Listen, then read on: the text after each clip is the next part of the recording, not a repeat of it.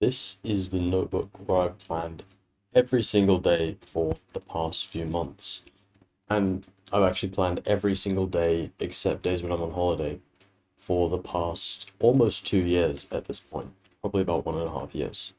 Now, the reason I actually do this is because daily planning, more specifically planning tomorrow today, is honestly one of the most impactful and the highest leverage habits that I have ever implemented and ever actually stayed consistent with. Now, the reason why I've actually done that is based on the core idea that if you plan each day as the pilot the day before and then act out that plan on autopilot the next day, it has quite a lot of benefits, including reducing decision fatigue, increasing how fast you can actually take action, and reducing the doubt and anxiety and all those kinds of negative emotions that stop you from actually taking action or make you procrastinate. This is basically a non-negotiable habit. Like if you want to make more progress with your productivity to then help make more progress with your business or in other areas, or if you genuinely just want a bit more structure and want to achieve more in your life in any area, daily planning is, like I said, a non-negotiable.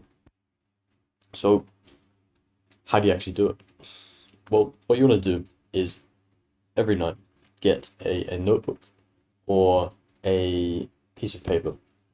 Then write out the date, right? Beside that, write distractions. Then below that, write out from when you wake up to when you go to sleep, the time, and then what you're doing at that time. So, for example, you might write like 7 a.m., wake up, cold shower, brush teeth. Then 7:15, deep work. And then the important part about daily planning, like what actually differentiates it from just having a routine, is that you don't just write deep work, obviously. You write the specific tasks you're going to be working on then, or specific tasks, right?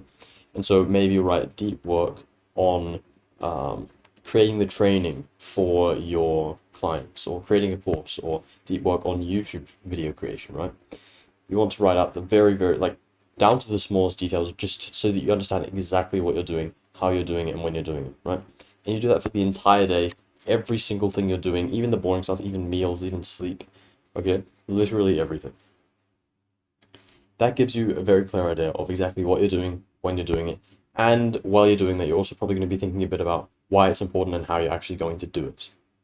Then below that, below the sort of the timeline schedule part, you want to write your to-do list out. And so that's basically just going to include each of the tasks that you've put into the actual schedule bit, but obviously with a checkbox beside them, so you can actually take them off throughout the day, which helps with reinforcing actually doing the tasks, but also gives you a bit of an easier way to just quickly check what tasks you actually have to do.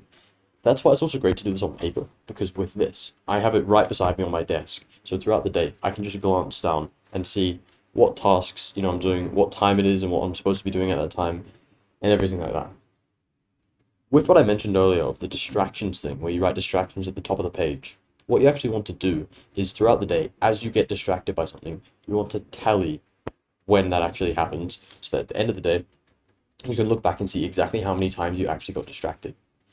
Which then leads us on to the next thing, which is the daily productivity metrics.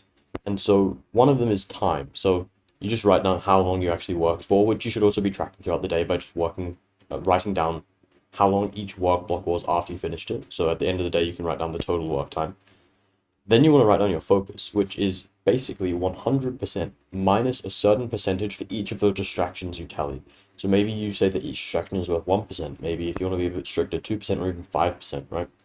So let's say that you got distracted 10 times in the day and you've decided that each distraction is worth 2% focus. Okay, 2 times 10, 20%, right? And that means that you then take that away from 100, you had 80% focus for that day.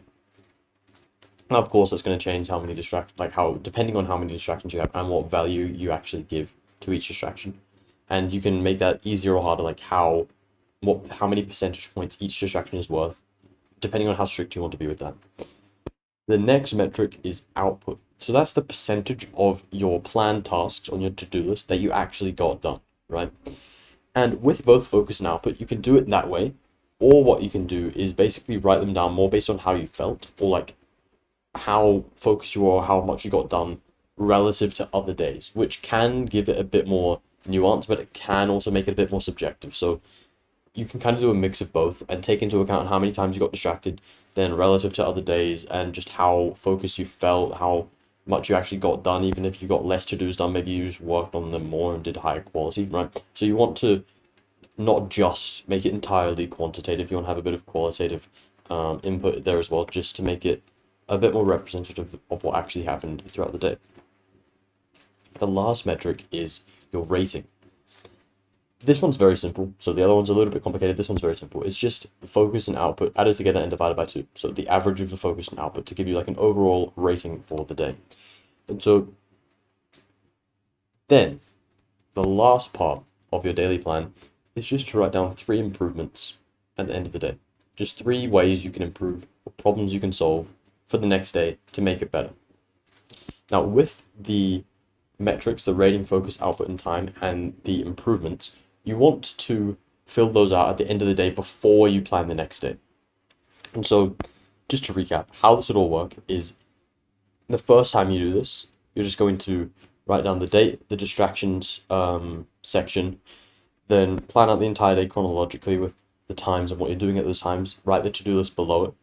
Then, at the end of the next day, after you've actually gone through that daily plan, right, you're then going to write down the rating, focus, output, time metrics, as well as the 3 or more improvements for the day that had just happened. And then you're going to plan the next day. And obviously you repeat this every single day, basically for the foreseeable future, because this is honestly one of the habits you want to do every day. There's really no reason not to do it. Even if you have like a very strong structure and you feel like you don't need to because your day's the same every single day, it can still be useful to plan this out in case some days you can't actually stick to your exact routine or a certain task comes up or just something like that. And so this honestly solves so many problems preemptively, like before they actually come up, which is why it's so useful, even if you're a little bit hesitant to start it. And generally, just to give you an idea, this should take 5 to 10 minutes a day. So really nothing compared to how much time it's actually going to save you the next day. And if you want to see or learn a bit more about other habits that save you a lot of time or increase your productivity by a lot relative to how much time you actually put in, there's actually another video I made on that, which I'll link in the description.